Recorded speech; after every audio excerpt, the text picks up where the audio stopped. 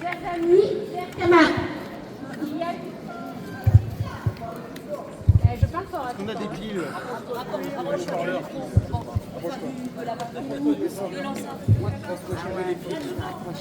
Chers amis, chers camarades, il y a 8 jours, le conflit entre Israël et l'Iran, qui dure depuis des décennies, a éclaté aux yeux de toutes et tous lorsque des frappes aériennes israéliennes ont touché l'intérieur de l'Iran, ciblant ce qu'Israël affirme être des installations nucléaires et militaires. Rappelons que le droit international ne prévoit pas la possibilité de guerre préventive. Cependant, dans un premier temps, Emmanuel Macron a déclaré que la France ne partageait pas l'approche israélienne, mais que les frappes avaient eu des effets recherchés depuis longtemps.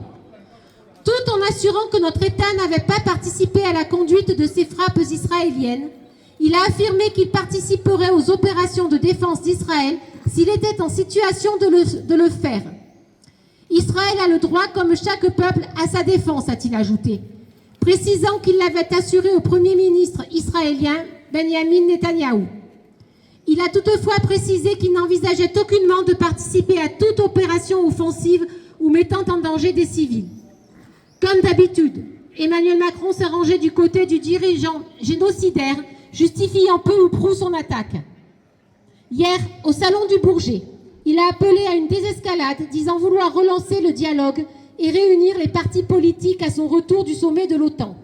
Il a ajouté « Rien ne justifie les frappes sur les infrastructures énergétiques et les populations civiles. Il faut absolument prioriser le retour à la négociation de fond qui inclut le nucléaire, la balistique et le financement de tous les groupes terroristes de déstabilisation de la région. » Il a également annoncé qu'il a demandé ce jeudi matin à François Bayrou d'organiser un débat au Parlement sur la situation au Proche-Orient.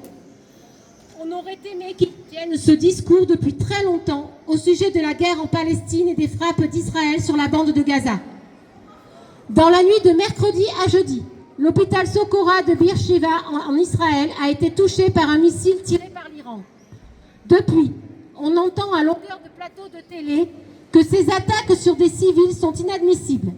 Bien sûr que c'est intolérable et que nous devons toutes les condamner fermement.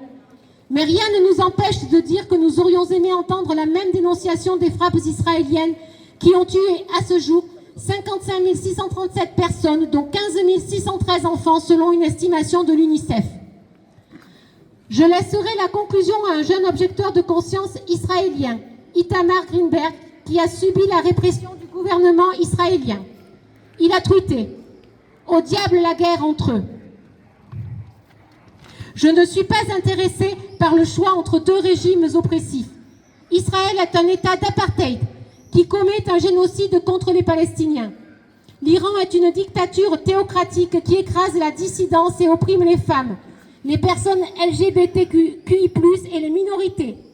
Et maintenant, une fois de plus, tous deux nous entraînent dans leur jeu de pouvoir violent dont les civils paient le prix. Il ne s'agit pas d'une guerre entre le bien et le mal. C'est une guerre entre deux États qui ont plus en commun qu'ils ne l'admettent. Le militarisme, le nationalisme et un mépris total de la vie humaine. En tant que personne vivante en Israël, je refuse d'encourager notre camp simplement parce que c'est le mien.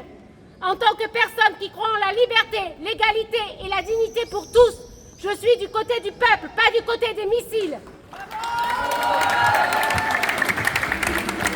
Non, je ne soutiens pas l'Iran.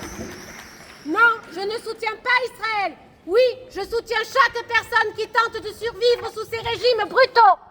Oui, je soutiens la résistance, pas la guerre. Nous méritons mieux que d'être de la chair à canon pour des gouvernements corrompus et des élites militaires. Nous méritons de vivre. Palestine vivra, Palestine vaincra. Tahia Palestine! Free, free Palestine! Free, free Palestine! Free, free, free Palestine! Free, free, free Palestine! Viva, viva Palestina! Viva, viva Palestina!